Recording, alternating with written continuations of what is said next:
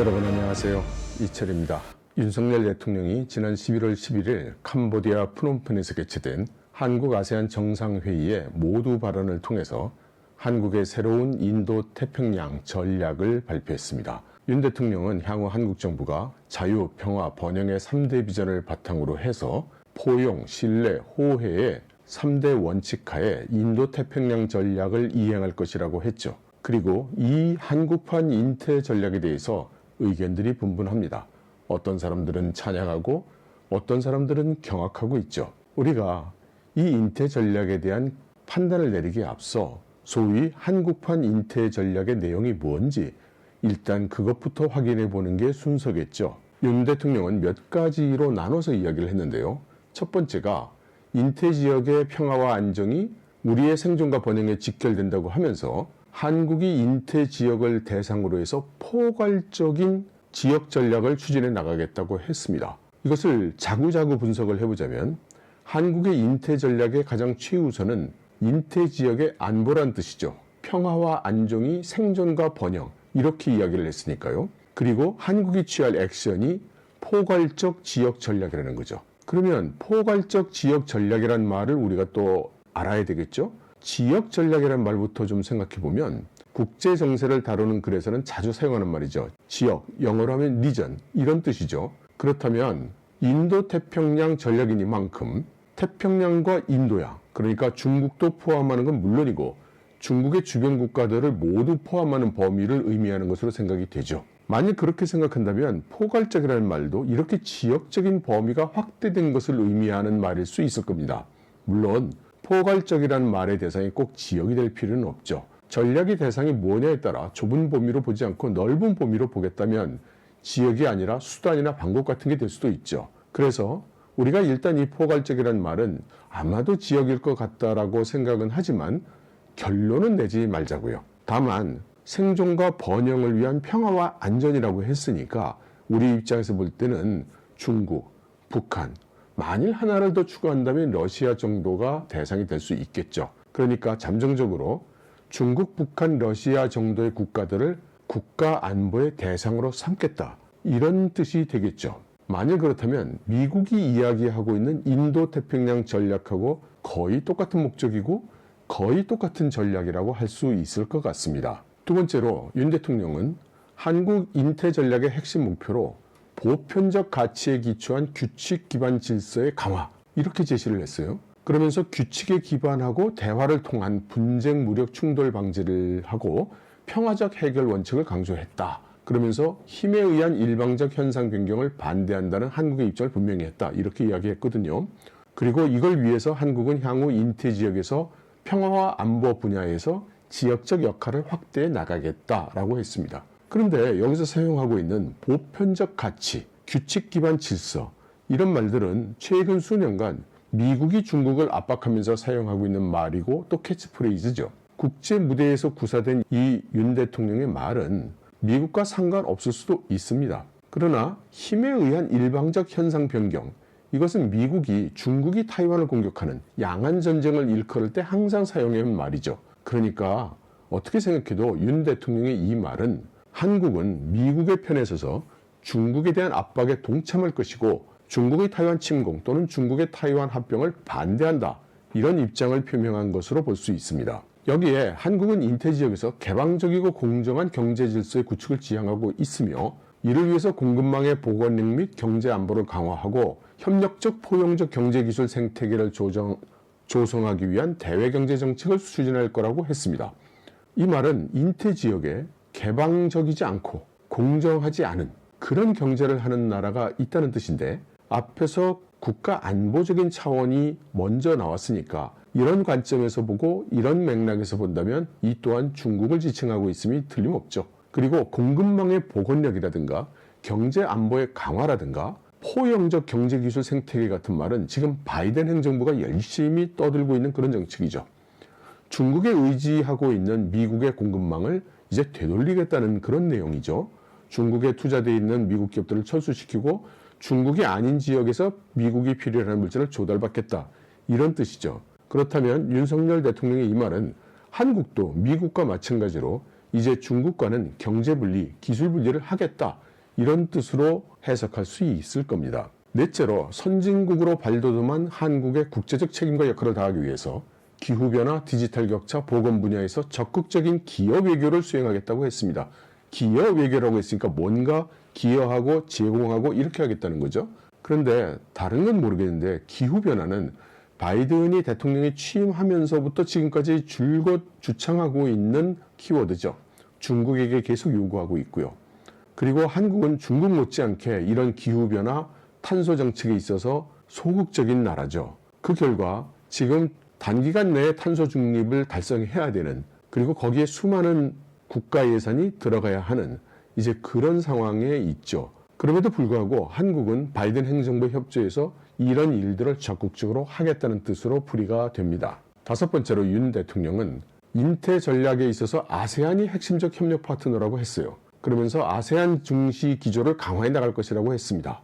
구체적으로 아세안 국가들이 강조하는 아세안 중심성과 아세안의 독자적인 인태 전략이라고 할 수 있는 인도태평양에 대한 아세안의 관점, 이것을 확고하게 지지하면서 아세안과의 협력을 심화 발전시켜 나가겠다, 이렇게 의지를 밝혔습니다. 이게 무슨 말인지 잘 모르겠어서 찾아보니까 아세안 중심성, ASEAN Centrality라는 말은 아세안이 뭉쳐서 아세안끼리는 의견을 좀 결속을 시켜서 통일을 하고 그걸 통해서 외부로는 하나의 모습으로 대외적인 협상력을 높이자, 이런 말이더라고요.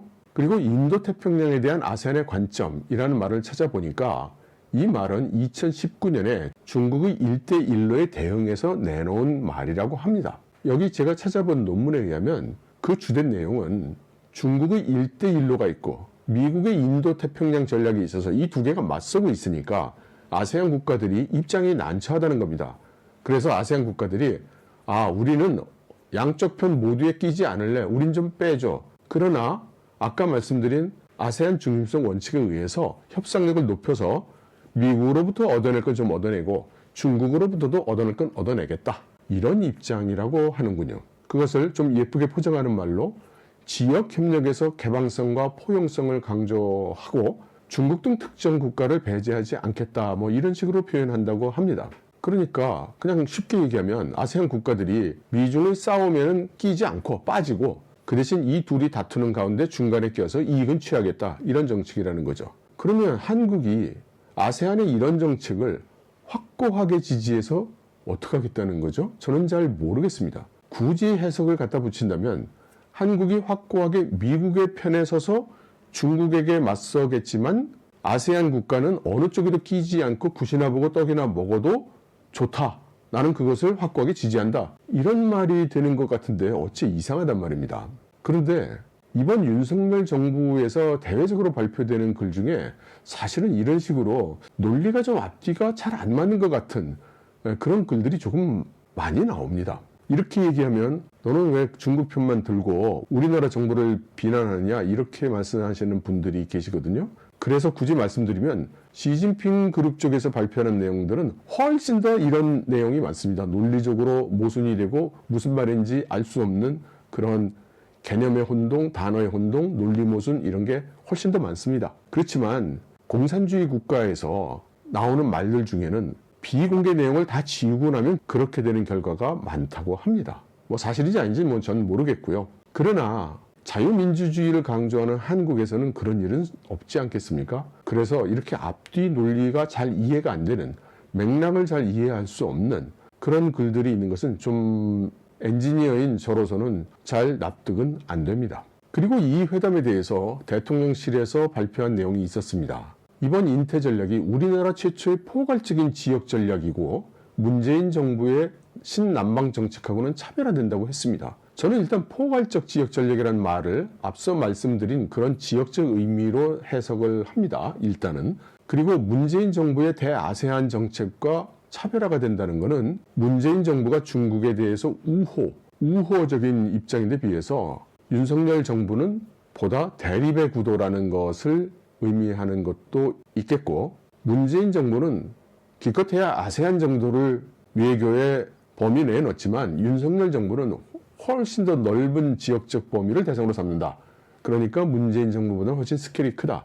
이런 뜻이 아닌가 싶습니다. 그러면서 김성한 국가안보실장이 윤 대통령이 제시한 자유, 평화, 번영의 이 세 가지 키워드의 실현을 위해서 포용, 신뢰, 호혜의 3대 원칙을 기반으로 협력을 추진해 갈 거라고 했거든요. 이 단어들도 논리 구조를 보면 자유, 평화, 번영은 목표고 포용, 신뢰, 호혜가 방법임을 알 수 있습니다. 그러면서 김 실장은 자유라는 키워드에 관련해서 보편적 가치에 기반한 국제 질서를 강화하는 게 우리 국익에 부합하는 것이어서 이를 위해 한미 동맹을 비롯해서 가치연대 국가의 협력이 가장 강력하고 효과적인 수단이고 자유, 인권, 법치 같은 보편적 가치 수호를 핵심 요소로 이렇게 반영하고 분명한 어조로 천명한 건 윤석열 정부가 처음이 아닐까 생각한다라고 말했습니다. 그러면 이 말을 좀 뜯어서 보면 앞의 지역에는 자유, 인권, 법치 같은 보편적 가치를 공유하지 않는 국가가 있다는 말입니다. 그럼 그 국가는 사실 누가 봐도 중국 아니겠습니까? 그래서 대내외 분명한 어조로 천명한 건 윤석열 정부 아닐까라는 말과 서로 통하죠. 그러니까 윤석열 대통령이 한 말은 자유, 인권, 법치 같은 보편적 가치를 공유하지 않는 중국 같은 나라하고는 협력하지 않고 그런 가치를 공유하는 한미 동맹을 가장 강력하고 효과적인 수단으로 삼겠다는 그런 뜻인 거죠. 저는 이런 방향은 결코 나쁘지 않다고 생각합니다. 왜냐하면 중국의 이런 자유, 인권, 법치가 부족하다는 건 온 세상이 다 알기 때문이죠. 그리고 현실적으로 한국이 중국만큼 힘이 없기 때문에 미국 편에 붙어서 그런 일들을 추진하겠다. Not bad입니다. 그런데 앞서 말씀드린 외교안보연구소 최원기 교수가 한 말에 따르면 보편 가치에 기반한 규칙 기반 질서라는 이슈는 최근 중국의 부상, 그리고 이로 인한 인태 지역의 영내 전략 환경의 급격한 변화, 제조업 공급망의 불안정성 심화, 자유무역 제도와 규범의 약화, 이렇게 인태 지역 질서가 급격히 약화되고 있어서 한국의 국익에 부정적인 영향을 미치고 있기 때문에 나온 거라고 했습니다. 그러면 규칙 기반 질서라고 할 때 규칙 또는 질서라는 것의 내용은 중국이 부상하면 곤란하고 미중 갈등이 발생하면 곤란하고 공급망은 안정적이어야 되겠고 자유무역 제도는 더욱 발전해야 되는 것이죠. 그렇지만 엄밀히 말해서 그 반대 현상이 일어나고 있는 것은 현상이죠. 원인은 아닙니다. 그래서 엄밀하게 얘기하면 논리 구조가 앞뒤가 조금은 안 맞는다고 생각이 들어요. 그리고 또 하나 말씀드리고 싶은 거는 여기서 이야기하는 규칙 기반 질서라는 말도 미국이 줄곧 주장하는 규칙 기반 질서라는 말에서 나온 것 같다는 뜻이죠. 그런데 인태 전략 비전 중에 평화라는 키워드 관련해서는 군사력이 대화보다 앞서면 안 된다 이렇게 얘기를 했고요. 영내 다양한 협력 메커니즘을 활성해서 평화를 지켜나가고자 하는 것이라고 했습니다. 그런데 윤 대통령 본인이 인태 지역의 평화와 안정은 우리의 생존과 번영에 직결된다 이렇게 얘기했잖아요. 그리고 한국이 인태 지역을 대상으로 포괄적인 지역 전략을 추진해 나가겠다고 했고요. 그러면 논리적으로는 이 말을 뜯어보면 두 가지 중에 하나입니다. 하나는 이런 중요한 국가 안보를 군사력을 사용하지 않고 대화로 협력으로 풀어내겠다.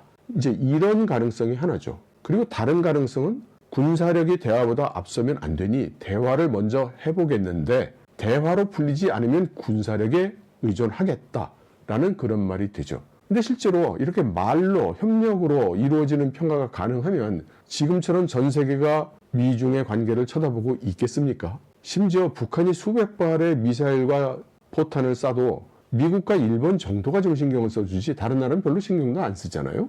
이런 환경에서 한국이 말로 평화를 이루겠다 하면 사실 그렇게 썩 설득력 있지는 않은 것 같습니다. 윤석열 대통령 본인도 문재인 정권에서 북한에 대해서 대화로 평화를 이끌어낸다고 했을 때 상당히 비판적으로 나를 세웠었잖아요. 그러니 누가 생각해도 이 말의 본의는 후자에 속하는 겁니다. 말로 먼저 풀어보려고 하겠지만 안 되면 군사력이지 뭐 이런 의미가 되는 거죠. 물론 한국이 무슨 배짱으로 중국하고 군사력으로 붙겠습니까? 미국의 동맹으로서 숟가락을 얹겠다 이 정도 뜻이겠죠. 지금까지를 보면 모든 내용이 중국을 겨냥하고 있는데 대통령실은 이 인태 전략 발표가 중국을 견제하기 위한 미국의 인태 전략에 보조를 맞췄다는 그런 말을 하지 말라고 했어요. 가치를 공유하지 않은 국가를 매도하거나 배척하는 게 아니라면서 말이죠. 그러면서 이들과도 열린 자세로 공동의 이익을 목표로 협력을 하되 다만 보편적 가치와 평화를 훼손하려는 시도에 대해서는 단호히 대응한다는 뜻이라고 했습니다.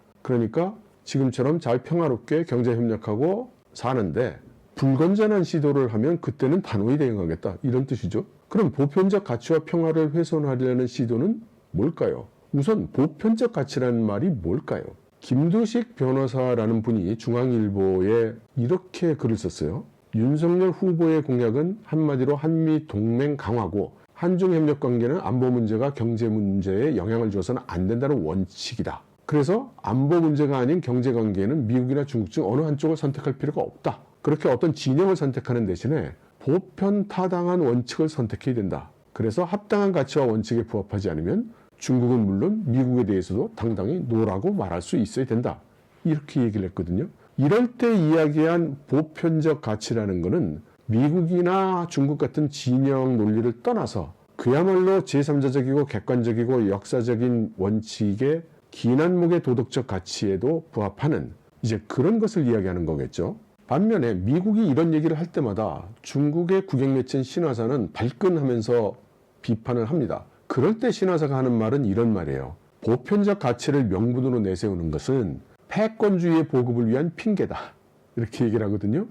그러면서 보편적 가치는 평화, 발전, 공평, 정의, 민주, 자유 같은 게 포함된다. 이렇게 얘기를 합니다. 이 신화사의 말을 앞부분에 미국의 패권주의 보급을 위한 핑계거리다. 이 말에는 잘 동의가 안 되지만 전 인류 공동의 가치에 평화, 발전, 공평, 정의, 민주, 자유 이런 말이 포함된다고 하는 말에는 사실 아니라고 얘기하기도 어렵죠. 그런데 제가 굳이 해석을 해본다면 윤 대통령이 사용한 이 보편적 가치라는 말 바로 뒤에 평화 훼손이라든가 단호히 대응이라는 말이 나오거든요. 그렇다면 역시 중국을 겨냥한 말이고 양안 전쟁의 가능성을 겨냥한 발언으로밖에는 해석할 수가 없을 것 같습니다. 그럼에도 불구하고 대통령실 고위 관계자가 윤 대통령의 힘에 의한 현상 변경은 용인이 안 된다라는 발언이 중국을 겨냥한 게 아닙니까? 라는 질문에 해당 발언은 특정 국가를 겨냥한 게 아니라 일반론이다. 대부분의 국가들이 현 질서의 현상 유지를 원하는 전제하에서 말한 거다라고 했어요.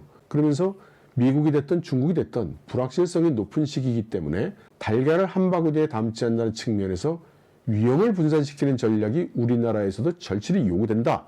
이런 관점에서 해석하길 바란다라고 했다는 거예요. 이건 무슨 말이죠? 미국과 중국에 다 양다리를 거치겠다는 그런 뜻인가요? 그런 것이라면 힘에 의한 현상 변경이 용인이 안 된다. 용서를 못하겠다. 이거는 무슨 뜻인가요? 불특정 다수 국가들을 대상으로 한번 엄포를 놓은 건가요? 사실 진정한 뜻은 우리가 다 알 수 있죠. 내용상 중국을 겨냥해서 한 발언들임에 틀림이 없는데 중국이 여기에 발끈해서 항의하고 또 사드처럼 또 뭔가 제재를 가하면 곤란하니까 중국으로부터 추궁을 받지 않기 위해서 이렇게 대답한 것으로 생각이 되죠. 하지만 그런 식으로 피해갈 수 있는 문제는 아니지 않습니까? 저는 아닌 것 같습니다. 대통령실은 마지막 키워드 번영에 대해서는 공급망 회복을 높여서 경제 안보를 강화하도록 영내 협력을 강화할 거라고 했고 특정 국가에 대한 과도한 의존은 바람직하지 않고 적극적인 역할을 통해 포용적인 경제기술 생태계에 일조해서 영내 공동의 번영을 달성하고자 함은 물론이고 우리가 장점을 갖는 분야에서 적극적인 기업 외교를 수행하고자 한다고 설명했다고 합니다. 역시 기업 외교, 뭔가 주겠다는 거죠. 그런데 여기 보면 나오는 단어들이 공급망 회복이죠. 공급망 회복이라는 말을 했다는 건 현재는 공급망이 문제가 있다는 거죠. 그래서 회복을 높여서 경제 안보를 강화한다고 했으니까 지금 발생하고 있는 공급망 문제는 안보 문제라는 거죠. 그렇다면 우리는 무슨 얘기를 하는지 다 알 수 있죠. 한국의 공급망의 절대 부분이 중국에 의존하고 있는 게 문제라는 뜻이죠. 그리고 이렇게 중국의 공급망을 의존하고 있는 건 국가 안보 사항이라는 뜻입니다. 사실 맞는 말이죠. 전 세계 모두가 이 문제로 골머리를 앓고 있죠. 그리고 한국은 중국 의존도가 어느 나라보다도 높으니까 말이죠. 그러면서 포용적인 경제기술 생태계에 일조하겠다고 했는데 이런 생태계가 존재하나요? 아마 지금은 존재하지 않지만 앞으로는 존재할 거라는 그런 이야기일 수 있을 것 같습니다. 왜냐하면 미국을 비롯한 서방이 현재 공급망 분리 중이고 이것이 목표하는 바가 포용적인 경제기술 생태계니까요. 따라서 윤 정부의 이 말은 미국이 주도하는 중국과의 공급망 분리에 한국이 적극적으로 참여해서 미국이 만드는 경제기술 생태계에 일조하면서 참여하겠다. 이런 말로 해석할 수 있을 것 같습니다. 그렇게 해서 국가안보실이 외교부 등 관계부처 논의를 통해서 12월 말까지 인태전략의 구체적인 로드맵을 발표하겠다고 했습니다. 여기서 제가 재밌었던 것은 이 이슈의 주간 부처가 외교부가 아니고 처음부터 국가안보실이었다는 겁니다. 그러니까 이 모든 말들은, 이 모든 발표는 외교의 차원이 아니라 국가안보 차원에서 한 말들이라는 것이고, 그렇기 때문에 미국의 편에 서고 중국을 겨냥한 것이라는 그런 쉬운 결론을 낼 수 있는 거죠. 앞에 말씀드렸던 최원기 교수도 중국은 한국의 인태 전략에 대해서 대미 경사, 그러니까 미국 편을 들고 중국을 적대하는 이런 것으로 인식할 가능성이 높아서 이러한 차이나 리스크를 어떻게 관리해 나갈 것인가가 앞으로 중요한 챌린지다, 이렇게 지적하고 있습니다. 결론적으로 윤석열 대통령은 한국이 이제 중국과 격돌하는 궤도에 올라탔다라고 선언한 셈입니다. 외교부가 윤석열 대통령이 15일에 시진핑 중국 주석하고 첫 번째 대면 정상회담을 가졌다고 했습니다. 그리고 이런저런 상호관심사에 대해서 논의했다고 전했습니다. 한국 정부의 발표나 중국 정부의 발표를 보면 그렇게 거친 말은 없습니다만 중요한 얘기도 하나도 없죠. 그러나 중국 입장에서 윤석열 대통령의 이런 인태 전략의 내용이 결코 즐겁지 않았을 것만큼은 틀림이 없습니다. 그러니 윤석열 대통령이 북핵 관련한 협조를 해달라고 해도 대꾸도 하지 않았던 거고, 한국 방문을 해달라고 해도 대꾸도 안 한 거겠죠. 그러면서 오히려 시진핑 주석이 한국은 경제 문제를 정치 문제와 연관시키지 말라고 이렇게 불쾌감을 표명한 거 아니겠습니까? 저는 그동안 중국에 대한 글도 쓰고 또 영상도 만들어서 올리고 이렇게 지내고 있었는데요. 그동안 시진핑 주석의 대변자 같다든가 중국 공산당의 앞잡이 같다, 이런 말을 많이 들었습니다. 또 중국 사람들로부터는 당신이 중국을 제대로 알지도 못하면서 함부로 중국에 대해서 나불댄다, 이런 말도 들어왔습니다. 저는 다 인정합니다. 제가 무슨 대단한 전문가도 아니고 그냥 베이징의 골목길에 사는 전직 엔지니어에 불과하기 때문에 제가 하는 말이 다 맞다고 이렇게 이야기할 생각은 없습니다. 그리고 이번 영상 같은 경우에 진영 논리가 첨예한 한국의 상황을 고려해 볼 때 또 많은 분들이 기분 나빠할 것이라고 생각이 됩니다. 그렇지만 어쩌겠습니까? 제 입장에서는 제가 보고 느끼는 대로 말씀드릴 수밖에 없습니다. 저는 한국 정부가 미국 편에 서는 것은 당연하고 또 그 결과 중국에 대해서 대항하게 되는 것도 당연한 방향이라고 생각합니다. 사실 대한민국 사람 모두가 그것을 알고 있을 것입니다. 문제는 그 과정을 얼마나 슬기롭게, 얼마나 부드럽게, 얼마나 우리의 손실을 최소화하고 얼마나 우리의 국익을 최대화하면서 가느냐라는 그 방법에 있었을 거라고 봅니다. 그런 시각에서 봤을 때 과연 이런 식으로 인태 전략을 발표한 것이 우리 국익에 도움이 되는 걸까요? 저는 더 좋은 방법이 얼마든지 더 있었을 것 같습니다. 그리고 사적으로 말씀드린다면 독일에서도 인태 전략을 곧 발표할 모양입니다. 한국이 인태 전략을 발표하고 독일이 또 발표하고, 혹시 미국의 리더십에 따라서 서방 각국이 중국에 대한 인태 전략을 발표하게 되어 있는 그런 것은 아닌지 모르겠습니다. 그냥 저 혼자 상상을 해본 일입니다. 여러분 들어주셔서 감사합니다.